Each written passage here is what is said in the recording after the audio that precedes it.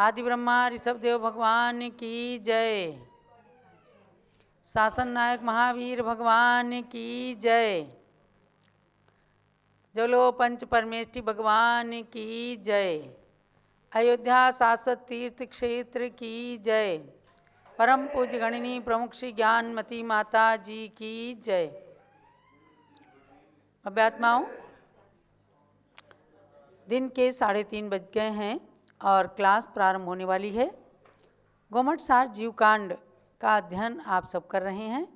मंगलाचरण के साथ अध्ययन प्रारंभ होता है। सिद्धम शुद्धम पणमीय जिणिंद वर्णेमि चंदमकलंकम गुणरयण भूषणोदयम जीवस्य परुवणम वोच्छम।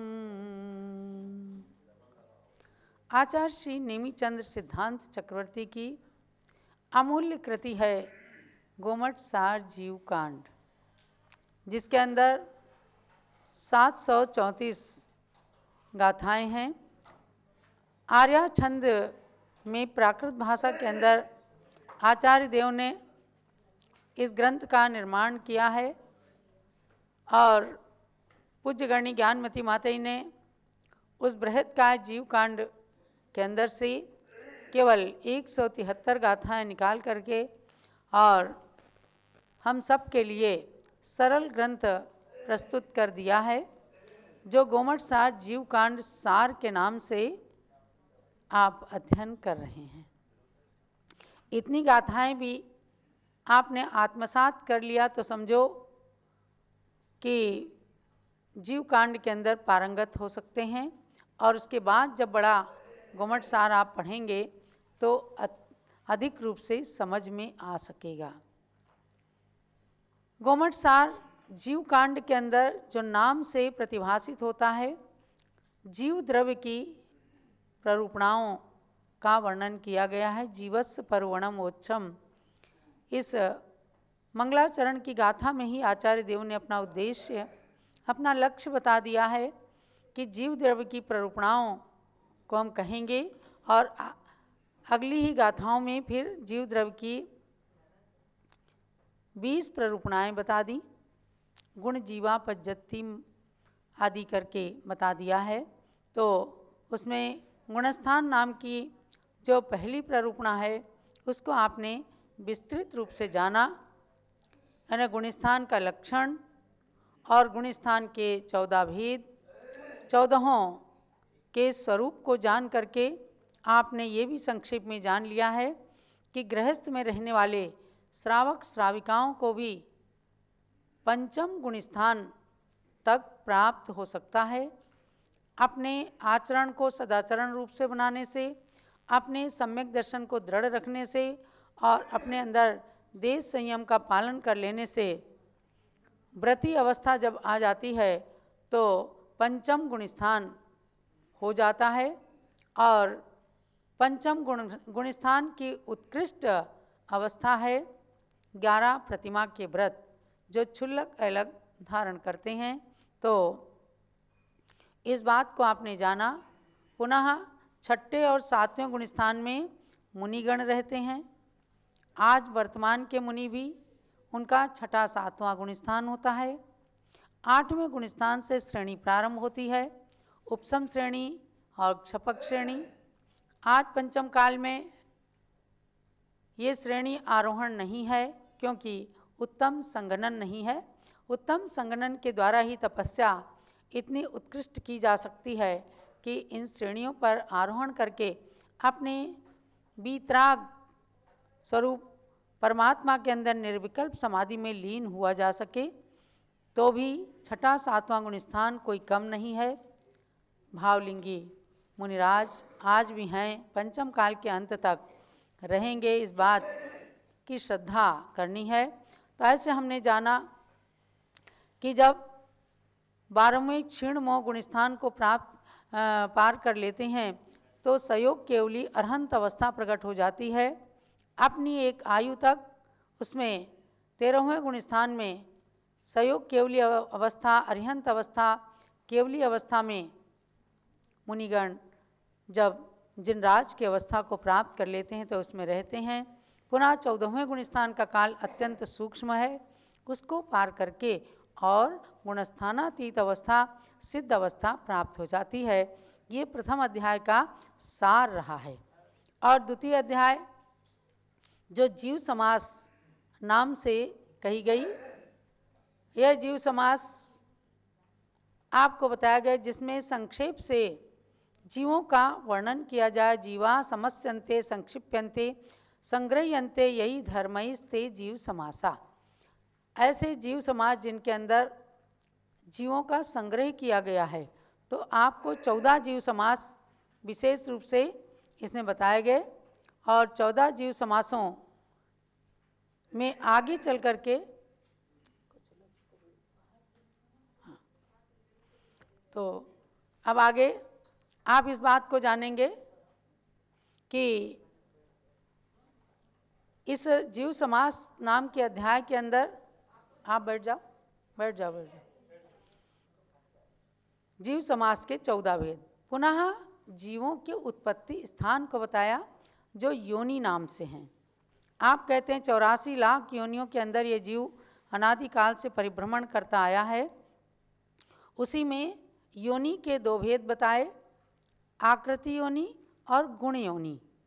तो आकृति योनि के 3 भेद किए हैं, शंखावर्त योनि, कूर्मोन्नत योनि और वंशपत्र योनि। इनको आप ठीक से पढ़िएगा कि शंखावर्ती योनि के अंदर गर्भ नहीं होता, अर्थात चक्रवर्ती की पट्टरानी के शंखावर्त योनि होती है और वो संतान को जन्म नहीं देती, ये बात आपको जानना है। और कूर्मोन्नत योनि में तीर्थंकर, चक्रवर्ती, अर्धचक्री, बलभद्र आदि महापुरुष जो तद्भव मोक्षगामी होते हैं उनका जन्म होता है कूर्मोन्नत योनि से।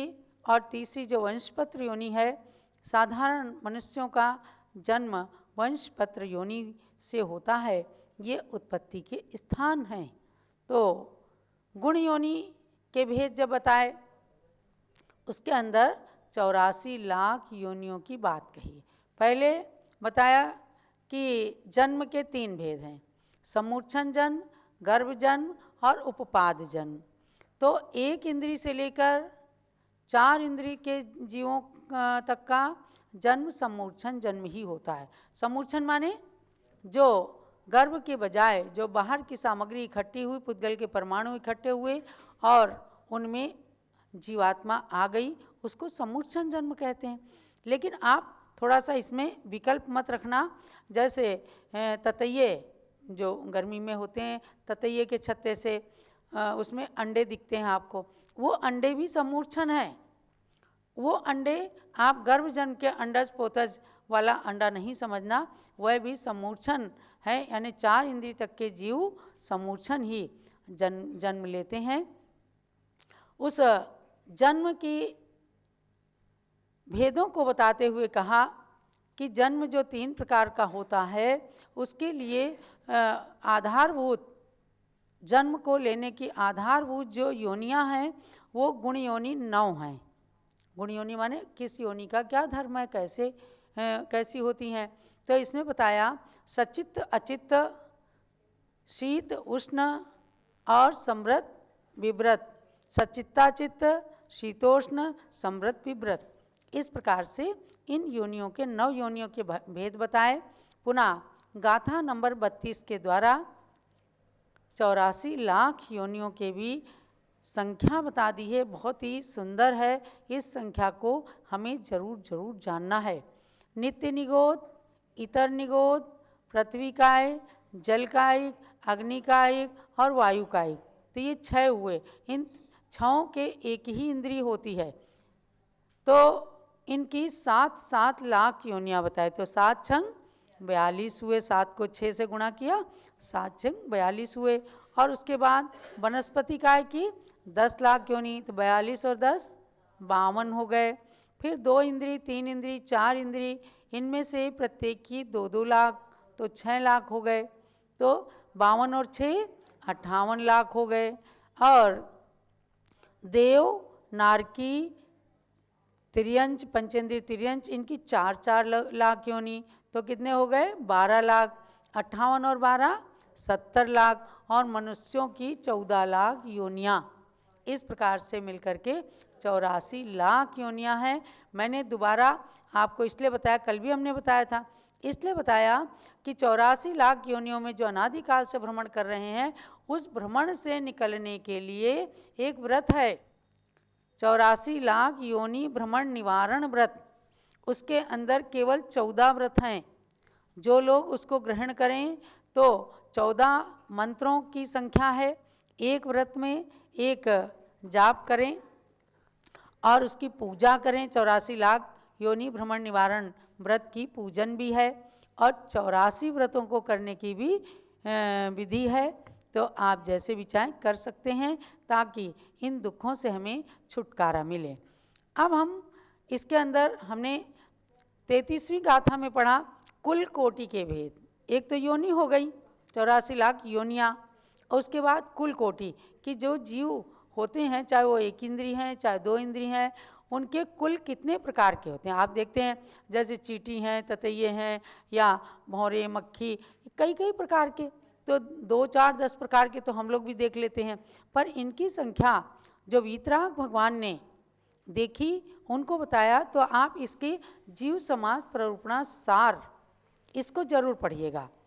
इस सार के अंदर और भी अधिक डिटेल में बताया है कि पृथ्वी कायिक से लेकर मनुष्य पर्यंत संपूर्ण जीवों के समस्त कुलों की संख्या 1 कोड़ा कोड़ी तथा 97 लाख और 50,000 कोटि है। तो इसमें एक प्रकार से ये बताया है। और दूसरे ग्रंथों में कहीं कहीं जहाँ मनुष्यों के 14 लाख कोटि कुल माने हैं, उसको जोड़ा गया तो 1,97,000 की बजाय 1,99,000 आ जाती है। 12 लाख कुल कोटि जोड़ा तो 1,97,000 रही। तो इस प्रकार से कुलों का जोड़ 1,99,50,000 करोड़ कुलों की संख्या हो जाती है। अब हम सोचें कि इससे जानने से हमें फ़ायदा क्या है।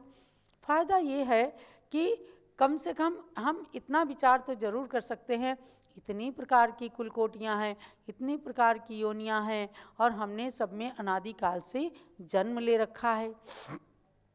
और उस जन्म मरण को करते करते करते करते आज न जाने कितने जन्मों के पुण्य के फल स्वरूप मनुष्य की योनि मिली है, मनुष्य का जन्म मिला है, मनुष्य की पर्याय मिली है, मनुष्य गति मिली है। हम मनुष्य गति में मनुष्य आयु का भोग कर रहे हैं, उपभोग कर रहे हैं।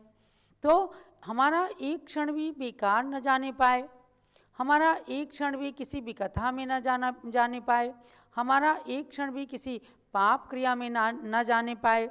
और अगर कोई पाप क्रिया हो रही है तो उसको तुरंत सॉरी यानी मिच्छा में दुक्कडम कह करके और उस पाप को क्षालन करना है।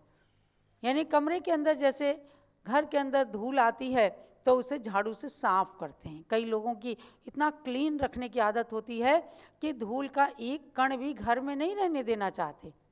तो इसी प्रकार से जैसे आप पौद्गलिक परमाणुओं से बने घर को इतना स्वच्छ रख सकते हैं, तो आप अपने मनुष्य शरीर को और मनुष्य शरीर के अंदर छिपी आत्मा के ऊपर जो कर्मों की धूल की बहुत मोटी परत लगी हुई है, उसको भी झाड़ना है, साफ करना है, ताकि आत्मा शीघ्रता से मोक्ष मार्ग की ओर अग्रसर हो जाए।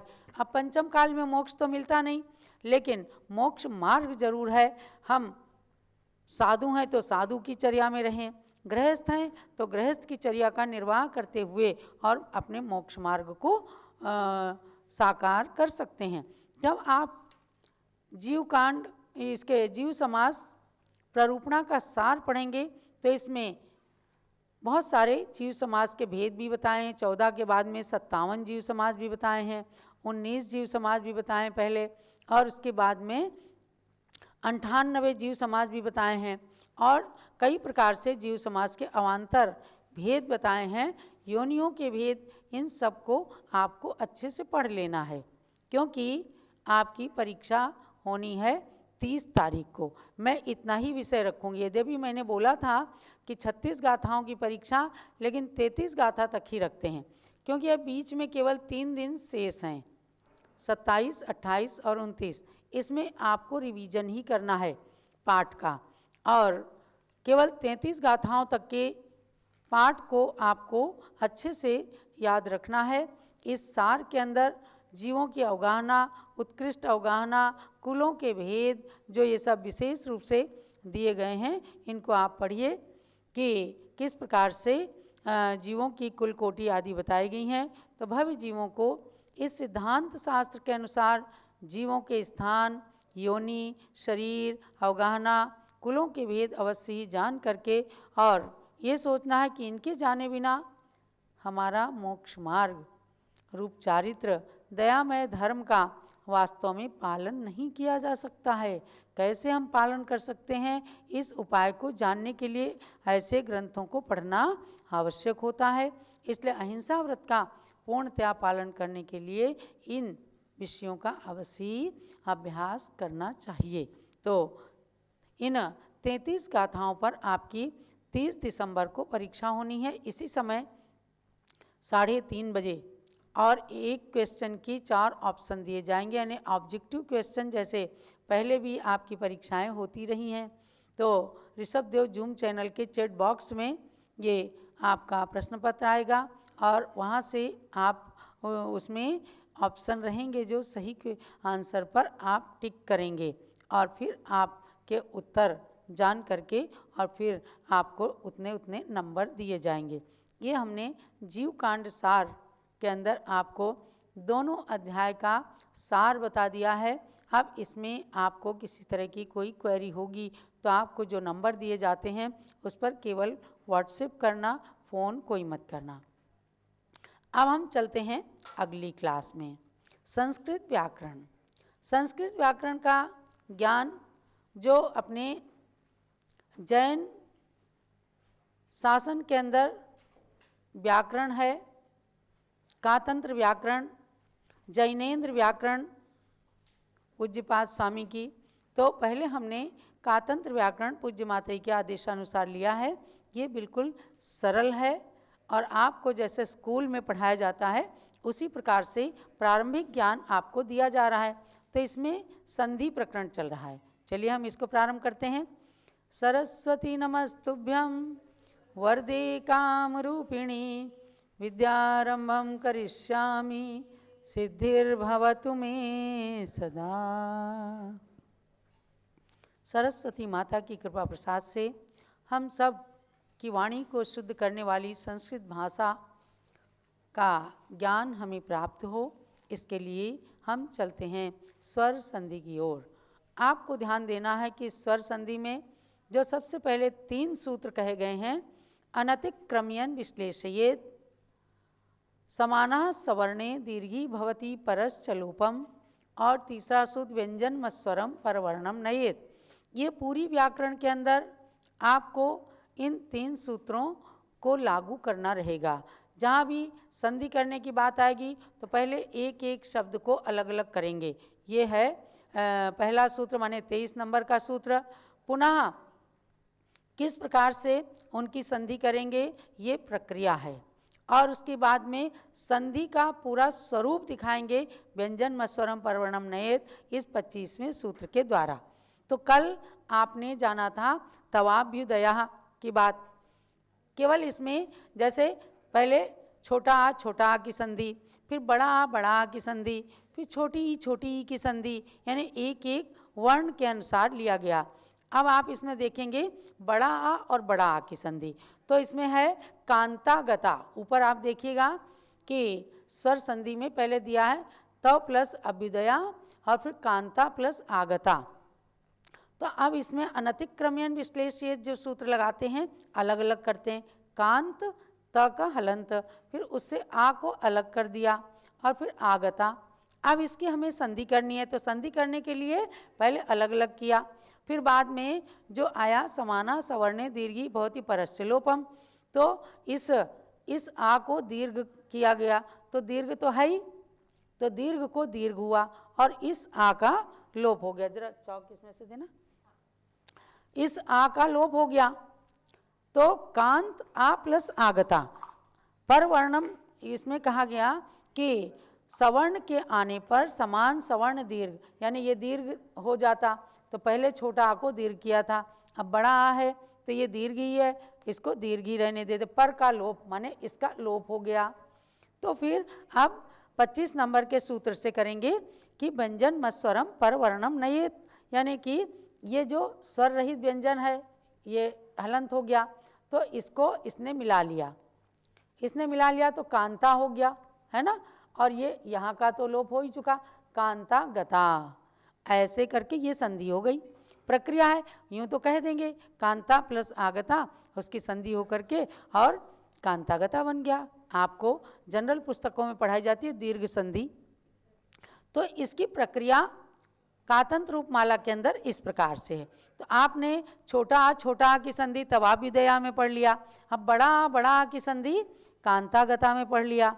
अब आप आएंगे ई में, तो छोटी ई की संधि कैसे, दधीदम को अनतिक्रम्यन विश्लेष्य सूत्र से इसको अलग अलग किया, दद छोटी ई और प्लस इदम।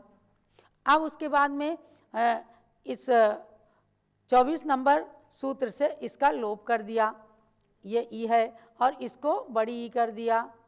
परश्च लोपम, पर माने आगे के ई को लोप हो जाता है और इस ई को दीर्घ कर देते हैं। जब बच्चों को पढ़ाते हैं तो कहते हैं छोटी छोटी मिलके बड़ी हो गई, लेकिन प्रक्रिया ये है कि एक ई का लोप हो गया और एक ई को दीर्घ कर दिया। फिर बाद में व्यंजन मस्वरम परवर्णम नयेत, ये 25वें सूत्र से स्वर रहित ये व्यंजन है। दद में धा जो है ये व्यंजन है और इसमें हलंत लगा दिया तो स्वर रहित हो गया, इसको इसमें मिला दिया तो दधीदम ये बन गया, दधीदम ये हो गया। तो ये छोटी छोटी की संधि है। अब आप देखो कि बड़ी की संधि तो नदी हते, अब इसको 23 नंबर सूत्र से अलग अलग किया, नद ई प्लस ई हते। तो बड़ी में वही बात है कि बड़ी का तो बड़ी ही रहेगा, जब उसको दीर्घ करेंगे तो इससे 24 नंबर सूत्र से ये बड़ी है और इसका परस्य लोपम, इससे लोप कर देते हैं। और फिर 25 नंबर के सूत्र से इसको इसमें मिला दिया, स्वर रहित व्यंजन में स्वर बड़ी ही मिल गई तो नदी हते बन गया। समझ में आ गया ना, ये बड़ी की संधि है। समाना सवर्णे दीर्घी भवति परश्च लोपम। अब आप देखिए ऊ तो छोटा ऊ की संधि, तो वसु भयो ऊपर है, वसु भयो, तो वसु भयो में अलग अलग किया हमने 23 नंबर के सूत्र से, वस इसका ऊ निकाल दिया, फिर उभयो हो। तो अब इसी प्रकार से 24 नंबर के सूत्र से इस ऊ का तो लोप हो गया और यहाँ पर ये ऊ जो है बड़ा ऊ हो गया, तो बड़ा ऊ ये इस स में मिल गया वसु और इसका लोप है तो ये मिल गया वसु भयो बन गया। समझ गए, ये वसु भयो बन गया। तो ये छोटा ऊ और छोटा ऊ की संधि थी। अब आप आइए बड़ा ऊ की संधि। आपको केवल प्रारंभिक ज्ञान कराने के लिए बताया गया है। देखो बधूढ़ा है तो वद ऊ प्लस ऊढ़ा, बद ऊ प्लस ऊढ़ा, इसको निकाला अलग अलग किया तो ऊ हो गया और बड़ा ऊ में बड़ा ऊ ही रहा दीर्घ में। अब इसको जो है हमने लोप कर दिया, ऊढ़ा के ऊ को लोप कर दिया। अब इसको 25 नंबर के सूत्र से बधूढ़ा, जब हम लोग याद करते थे ना तो बार बार सूत्र बोलते थे, कैसे याद रहे, अनतिक्रम्यन विश्लेषित समाना सवर्णे दीर्घी भवति परश्च लोपम, फिर व्यंजन मस्वरम परवर्णम नयेत, बार बार आप बोलेंगे बस याद हो जाता है सूत्र। ऐसे करके तो बड़ा ऊ की संधि हो गई, बधूढ़ा बन गया, ये समझ में आ गया होगा आपके। अब इसके बाद री के तो पितृषभा था, तो पित री और ऋषभा ये तीनों को अलग अलग किया। अब इसको री के आने पर री दीर्घ हो जाएगा और इस री का लोप हो जाएगा, इस री का, फिर इसमें जो है पितृषभा बन गया। तो ऐसे आपको इसमें देख करके बनाना है। ऐसे ही मातृ प्लस ऋकारेण है, तो पहले सब में व्यंजन से स्वर को अलग कर देते हैं, तब ये हलंत हो जाता है। व्यंजन हमेशा हलंत होते हैं, इसमें जब स्वर मिलते हैं तभी वो उच्चारित किए जाते हैं। तो री को अलग कर दिया, ऋकारेण हो गया। अब इस री का लोप कर दिया और इसको दीर्घ कर दिया, मातृकारेण। ऐसे करके ये संधि चलती है। अब ये यहाँ तक का कल हमने आपको पढ़ाया था। अब आगे इसमें देखिएगा कि पेज नंबर 12 पर जो आपको सॉफ्ट मैटर भेजा गया है, पेज नंबर 12 पर कहाँ है, आगे होत्री प्लस ऋकारः, ये विग्रह है। विग्रह माने अलग अलग किया गया है। इसमें समाना सवर्णे दीर्घी भवति परश्च लोपम, इस सूत्र से एक बार होत्रीकारा बन गया, दीर्घ री आ गया। उसके बाद एक सूत्र और लगता है, रीति ऋतोर लोपो वा, रीति ऋतोर लोपो वा, रीति ऋतोर लोपो वा, रीति ऋतोर लोपो वा। ये क्या कहता है कि ऋकार के आने पर ऋकार का लोप विकल्प से होता है, कभी होता है और कभी नहीं होता है। तो ऋकार के आने पर पूर्व के ऋकार को दीर्घ हुआ, तो दीर्घ विकल्प से, जैसे डबल री इसमें लगा दिया, अभी हमने दिखाया था ना मातृ में, ऐसे होत्री में ऋकार कर दिया डबल री, और आगे के री को लोप कर दिया तो होत्री का रहा, और जब लोप नहीं किया तो होत्री का रहा। इस प्रकार से बन जाते हैं। तो ये तो सवर्ण सवर्ण में, यानी कि आ ई ऐसे उ ऐसे हुआ। अब आपको असवर्ण की संधि में कल हम ले चलेंगे, जैसे देव प्लस इंद्रहा, कांता प्लस यम, आ ई के संधि, आ उ की संधि, इसमें असवर्ण वर्णों की संधि में हम ले चलेंगे। है ये स्वर संधि, तो स्वर संधि यानी स्वर स्वर का मिलाप होकर के स्वर संधि बनती है। इसको आपको जानना है बिल्कुल सरल तरीके से, ताकि, और जो भी शंका हो तो ज़रूर पूछिए, ताकि आप व्याकरण के आगे के ज्ञान में, तो सरल है, आगे थोड़ा थोड़ा चलेंगे